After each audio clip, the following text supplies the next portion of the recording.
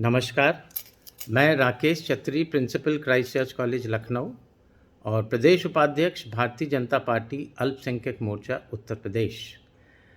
भाइयों बहनों, जैसा आप जानते हैं कि ये इलेक्शन का सीज़न है, इलेक्शन का माहौल है, इलेक्शन का पर्व है। ये चल रहा है कई प्रदेशों में, उत्तर प्रदेश में भी, और उत्तर प्रदेश में कई डिस्ट्रिक्ट में, कई ज़िलों में हो भी चुका है। और अब 23 तारीख को लखनऊ में मतदान होने वाला है। इसी संदर्भ में मैं आपके सामने उपस्थित हुआ कि कुछ बातें आपसे मैं शेयर करूं। इलेक्शन जब आता है नज़दीक, और ख़ास तौर से जब 1-2 दिन रह जाते हैं, तो वोट डालने से पहले हम लोग बातें करते हैं अक्सर कि किस पार्टी को वोट दिया जाए, किस कैंडिडेट को वोट दिया जाए। पहले, आज से 50-60 साल पहले तो सिर्फ पार्टी देखी जाती थी कि कौन सी पार्टी है, कैंडिडेट का उतना महत्व रहता नहीं था। और जैसे जैसे समय गुजरा, लोगों ने पार्टी के साथ साथ कैंडिडेट को भी देखना शुरू किया। और सही भी है ये कि हमें मालूम होना चाहिए कि हम जिस कैंडिडेट को वोट देने जा रहे हैं, वो कैंडिडेट की अपनी शख्सियत क्या है, कितना वो हमारे लिए, कितना वो हमारे क्षेत्र के लिए, जिस क्षेत्र विधानसभा क्षेत्र में हम रहते हैं, कितना उसने काम किया, कितना उसका संपर्क है लोगों से, कितना वो उस क्षेत्र के लोगों को जानता है। और ख़ास तौर से जब हम पार्टी की बात करें तो हमें ये ज़रूर देखना चाहिए कि इस पार्टी का मुख्यमंत्री कौन है, जिस पार्टी को हम वोट देने जा रहे हैं। और अगर वो पार्टी की सरकार केंद्र में भी है तो उस केंद्र सरकार में प्रधानमंत्री कौन है, ये जानना भी अति आवश्यक हो गया है। तो पार्टी के साथ साथ कैंडिडेट्स जो इलेक्शन लड़ने जाते हैं या जा रहे हैं, जैसे अभी के इलेक्शन में हो रहा है, तो इनके बारे में जानना बहुत ज़रूरी है। अब जैसा कि आप जानते हैं कि उत्तर प्रदेश में भारतीय जनता पार्टी की सरकार पिछले 5 सालों से है, और केंद्र में पिछले 7 सालों से भी भारतीय जनता पार्टी की ही सरकार है। और यूपी में जो नेतृत्व संभाला है भारतीय जनता पार्टी की प्रदेश सरकार ने, उत्तर प्रदेश सरकार ने, वो है हमारे माननीय योगी जी ने। और जो देश की कमान, केंद्र सरकार की जो कमान संभाली है, वो है नरेंद्र मोदी जी ने। तो अब तक आप जान ही गए होंगे कि वोटर को, यानी कि हमें और आपको, 2 चीज़ें देखनी है। एक, पार्टी जो नंबर 1 होनी चाहिए, और पार्टी द्वारा पार्टी का नेतृत्व कौन कर रहे हैं, और फिर पार्टी ने किन कैंडिडेट्स को चुना, किन को टिकट दिया, ये भी नंबर 1 होने चाहिए। तो मैं लखनऊ के संदर्भ में बात करूंगा, चूँकि मैं लखनऊ का रहने वाला हूँ, लखनऊ में रहता हूँ। तो मैं आपको बताऊंगा कि लखनऊ में, जैसा कि आप जानते हैं कि 9 विधानसभा सीटें हैं, और 9 विधानसभा सीटें जो हैं, उनमें जो प्रत्याशी भारतीय जनता पार्टी ने चुने हैं, आप सभी जानते हैं कि वो जितने भी कैंडिडेट्स हैं वो सब ज़मीन से जुड़े हैं। ज़मीन से जुड़े का मतलब है कि जो जनता के चेहरे हैं, जनता के साथ चलते हैं, जनता को जानते हैं अपने अपने क्षेत्र की। अब अगर हम बात करें अपने मुख्यमंत्री जी की और अपने प्रधानमंत्री जी की, तो आप देखें कि जब से भारतीय जनता पार्टी केंद्र में और प्रदेश में आई, तो जहाँ जहाँ, जिन जिन प्रदेश में भारतीय जनता पार्टी की सरकार है, आप हर प्रदेश में आप जाके देखिए तो आप पाएंगे कि भारतीय जनता पार्टी जो है वो भ्रष्टाचार के विरुद्ध खड़ी रही और खड़ी है। भारतीय जनता पार्टी ने क्रिमिनल्स को कोई दर्जा नहीं दिया, क्रिमिनल्स को, माफियाओं को उनकी असली जगह दिखाई। आप देखिए कि जितने भी भारतीय जनता पार्टी शासित प्रदेश हैं, उनमें माफिया राज, ऑर्गेनाइज्ड क्राइम ऑलमोस्ट ज़ीरो हो गया। हमारे उत्तर प्रदेश में देखिए 5 साल से पहले क्या था, कौन सा ऐसा विभाग है जहां माफिया नहीं था, माफिया का कंट्रोल नहीं था। और आज आप खुद देखिए कि आज माफिया कहाँ चले गए।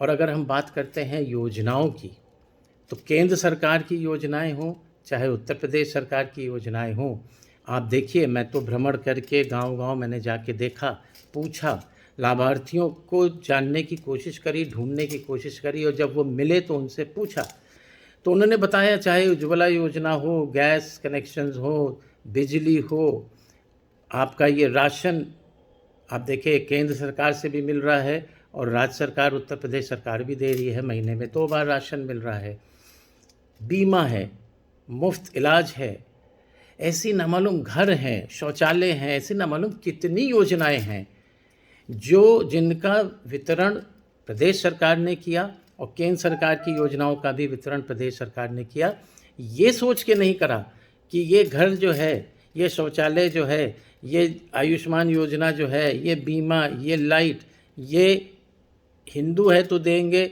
मुस्लिम है तो नहीं देंगे, ईसाई है तो नहीं देंगे, ये हैं तो देंगे, वो हैं तो देंगे, ऐसा नहीं है। आप देखिए कि उस कैटेगरी में जो भी आया बिना धर्म पूछे उसको वो मिला। और आप देखेंगे कि जितनी ये योजनाएं हैं इसका लगभग 40% जो है वो मिला है हम माइनॉरिटीज़ को।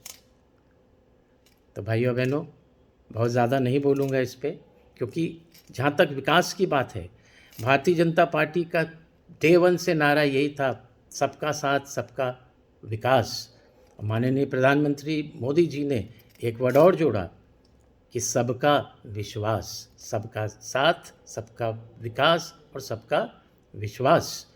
और इसीलिए आप देखिए कि माइनॉरिटीज़ में मैं क्रिश्चियन हूँ, कि सैकड़ों क्रिश्चियंस बड़ी तादाद में भारतीय जनता पार्टी के साथ जुड़े और चल रहे हैं। क्यों? क्योंकि भारतीय जनता पार्टी ही एक ऐसी पार्टी अभी तक मुझे दिखी जिसने मेरा मन को परिवर्तन कर दिया। आरएसएस के द्वारा मेरा मन परिवर्तित हुआ। माननीय इंद्रेश जी की मीटिंग से जब मैं पहली बार मिला तो मेरा मन परिवर्तित हुआ कि ये जो बहुत बड़ी खाई बनाई गई थी कि भारतीय जनता पार्टी और आरएसएस ये क्रिश्चियन विरोधी हैं, ये खाई धीरे धीरे पटने लगी। क्यों?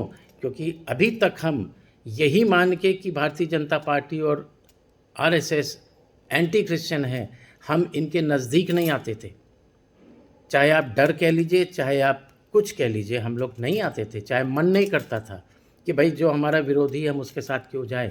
लेकिन मुझे अभी भी डेट याद है कि 14 अगस्त 2010 में जब पहली बार माननीय इंद्रेश जी हमारे स्कूल आए, तो वहाँ से एक चीज़ समझ में आ गई कि भाई अगर हमें एक दूसरे को समझना है, एक दूसरे को जानना है, तो हमें एक दूसरे के साथ एक कदम चलना पड़ेगा। ये माननीय इंद्रेश जी ने जब बताया तो मेरी समझ में आया, और तब से लेके अभी तक हम लोग चल रहे हैं, और साथ में सैकड़ों क्रिश्चियंस, हमारे हज़ारों क्रिश्चियंस भारतीय जनता पार्टी में जुड़े। और भारतीय जनता पार्टी ने रिकग्निशन, क्रिश्चियंस को अगर रिकग्निशन मिला, मैं उसका जीता जागता गवाह हूँ कि भारतीय जनता पार्टी में जितना क्रिश्चियंस को रिकग्निशन मिला किसी भी पार्टी की सरकार ने नहीं दिया। अब मैं खुद ही एग्जाम्पल बैठा हूँ कि मुझे भारतीय जनता पार्टी ज्वाइन किए बहुत ज़्यादा समय नहीं हुआ, 2019 में मैंने ज्वाइन करी, और मुझे इतना बड़ा पद तो मुझे मतलब क्रिश्चियन समाज के रिप्रेजेंटेटिव को मिला, जो आज तक किसी सरकार ने नहीं दिया। और मैं ही नहीं, आज आप पूरे उत्तर प्रदेश में आप देखिए कि चाहे झांसी हो, झांसी में जो ज़िलाध्यक्ष हैं वो भी क्रिश्चियन हैं, संजय लॉन्गसन, और ऐसे तमाम लोग, हर कार्यकारिणी का सदस्यों में आपको एक क्रिश्चियन ज़रूर मिलेगा, चाहे वो प्रदेश की कार्यकारिणी हो, चाहे वो ज़िले की हो। तो मैं सिर्फ ये कहना मांग रहा हूँ कि जितना रिकग्निशन माइनॉरिटी को भारतीय जनता पार्टी के टाइम में मिला, कभी नहीं मिला। अब संक्षेप में आपको बताना, एक दफ़ा आपको याद हो, आप सब जानते ही हैं कि लखनऊ से कौन कौन प्रत्याशी हैं। एक बार फिर मैं आपको इनके नाम बताता हूँ। माननीय ब्रिजेश पाठक जी कैंट से प्रत्याशी हैं। माननीय रजनीश गुप्ता जी मध्य से हैं। माननीय अंजलि श्रीवास्तव जी पश्चिम से। माननीय नीरज बोरा जी उत्तर से। माननीय योगेश शुक्ला जी बीकेटी से, मिसेस जय देवी कौशल जी मलियाबाद से, माननीय राजेश्वर सिंह जी सरोजनी नगर, माननीय अमरेश कुमार जी मोहनलालगंज और माननीय आशुतोष टंडन जी पूर्वी से भारतीय जनता पार्टी के उम्मीदवार हैं। अब भाइयों बहनों, आप भी जानते हैं, जो ख़ास तौर से जो लखनऊ वासी हैं, कि ये लोगों से मेरा पूरा यकीन है कि आप सब इन्हें भली भांति जानते हैं। इसमें बहुत से हैं जो पहले से ही अपनी उत्तर प्रदेश सरकार में मंत्री हैं, जैसे ब्रजेश पाठक जी, जैसे आशुतोष टंडन जी, जैसे नीरज बोरा जी, और बाकी नए चेहरे हैं। तो ये चेहरे जो विधायक के कैंडिडेट के लिए नए हैं, लेकिन जनता के लिए नए नहीं हैं। ये सब के सब ज़मीन से जुड़े लोग हैं। मैं हमेशा ये बात बोलता हूँ, जहाँ जहाँ भी मैं जा रहा हूँ प्रचार में, मैं हमेशा ये बोल रहा हूँ कि ज़मीन से जुड़े लोग कौन होते हैं। ज़मीन से जुड़े वो लोग हैं जो परेशान हैं, मुसीबत में हैं, तकलीफ़ में हैं, और जो उनका चेहरा बन जाए वो ज़मीन से जुड़ा कहलाता है। और ये सभी के सभी 9 प्रत्याशी ये ज़मीन से जुड़े लोग हैं।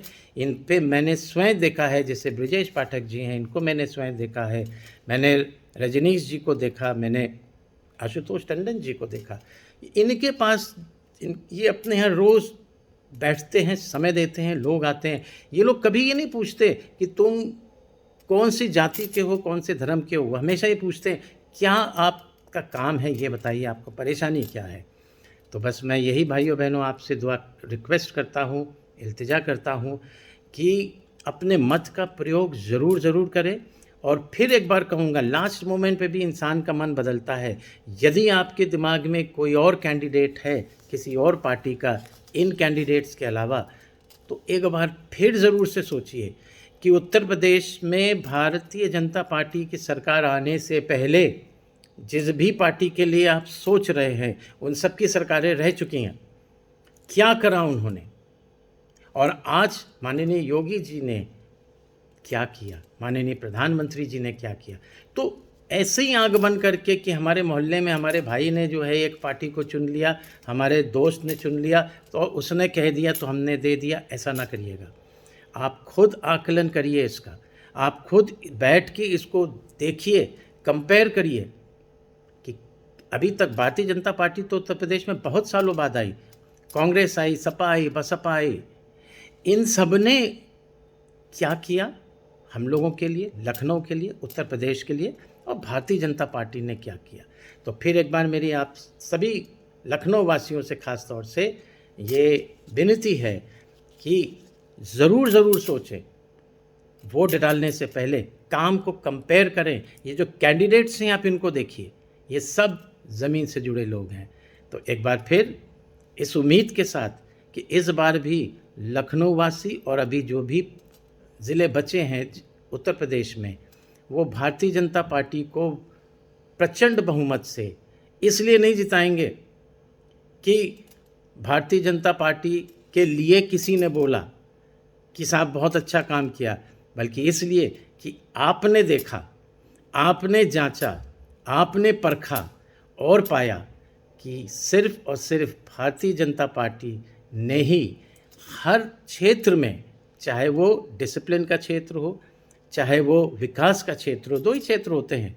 डिसिप्लिन में आपकी कानून व्यवस्था आती है, जिसको दुरुस्त किया, और विकास आप जानते हैं कि हर शख्स का, और ख़ास तौर से जो निचला वर्ग है, निचला मतलब जो फिनेंशियली लो है, गरीबी रेखा के नीचे है, उस वर्ग के लिए भी सबसे ज़्यादा काम किया। तो भाइयों बहनों, 23 तारीख को आप अपने घर से निकलेंगे, ये नहीं सोचेंगे कि अभी लाइन ज़्यादा होगी, लाइन कम होगी। आप जाएंगे और जाते साथे आपको जितने लोग मिलते हैं, और अभी भी 2 दिन हैं आपके पास, आपके मोहल्ले में, आप अपने फ्रेंड्स में, अपने परिवार में जाइए और उनको बताइए कि किस तरीके से आपने कंपेयर करा, आपने बताया, देखा कि पिछली सरकारों ने और भारतीय जनता पार्टी ने जो काम में क्या अंतर दिखाया करके। तो मेरा पूरा यकीन है कि इस बार भारतीय जनता पार्टी एक बार फिर पूर्ण बहुमत क्या, प्रचंड बहुमत से जीतेगी। जय हिंद, जय भारत।